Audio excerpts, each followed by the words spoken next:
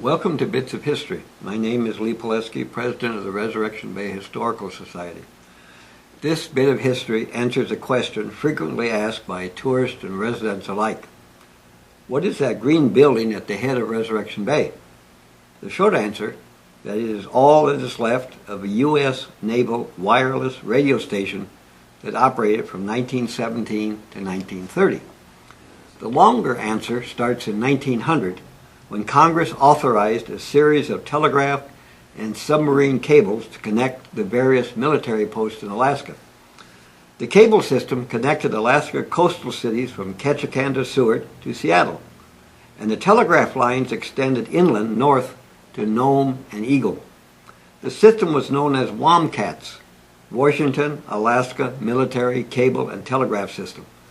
The system was also available for civilian use. In April 1916, Secretary of Navy Joseph Daniels announced a program to establish a series of wireless radio stations in Alaska, so communications could continue during interruptions in cable service. A year later, President Wilson set aside 40 acres at the head of Resurrection Bay for a wireless radio station in Seward, and work on the station started in July 1917. It was built by Gottlieb and Brothers of San Francisco at a cost of $60,000.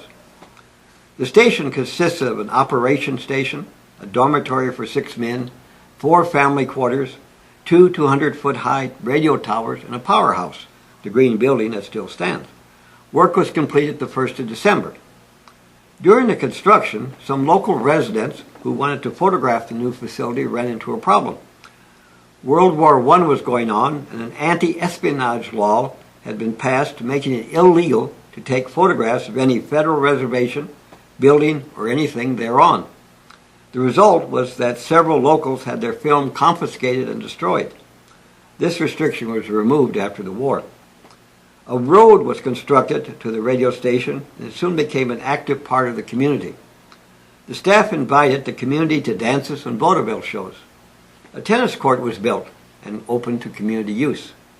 Romances between staff and local girls also blossomed. The first marriage to result was in August 1918 when Otis Adams married Nell Shea. As an economy measure, the Navy closed the station from August 1923 to April 1924. The Navy then reopened it and continued to operate it until June 1926, when it was transferred to the U.S. Army Signal Corps. After repairs and the installation of new equipment, it officially reopened on May 15, 1927. In 1930, the station was closed for good, and the Signal Corps relocated to Anchorage. The facility sat empty for the next 5 years. The next major event in the history of the radio station took place on Monday, April 29, 1935. The Seward Gateway of April 30th reported a spectacular fire starting from burning grass at 5:15 a.m. Monday, April 29th, completely destroyed the old abandoned naval radio station at the head of Resurrection Bay, glowing embers lighting up the sky to a late hour. No water was available or pumping system with which to combat the flames, and the Seward Volunteer Fire Department and hundreds of helpers made up of townsfolk, crews from the Coast Guard cutters Tallapoosa and Morris, and forest rangers could do little to stem the path of the shooting flames, which leaked from building to building until all were leveled. Today, all that remains standing is the concrete powerhouse building, which escaped with only a partially damaged roof, the storehouse, and a small structure referred to as a stable.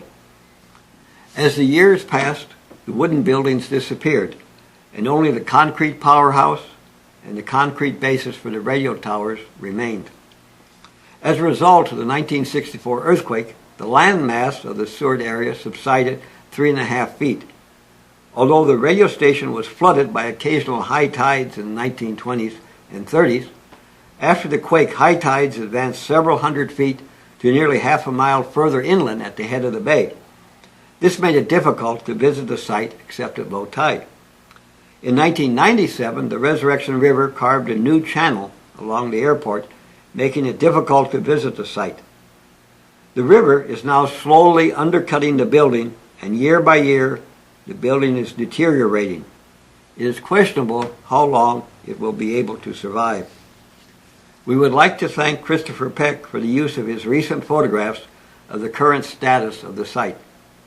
Thank you for listening to this bit of history, and remember, to learn more about Sewart's interesting past, visit the Seward Museum. Admission is free during the winter.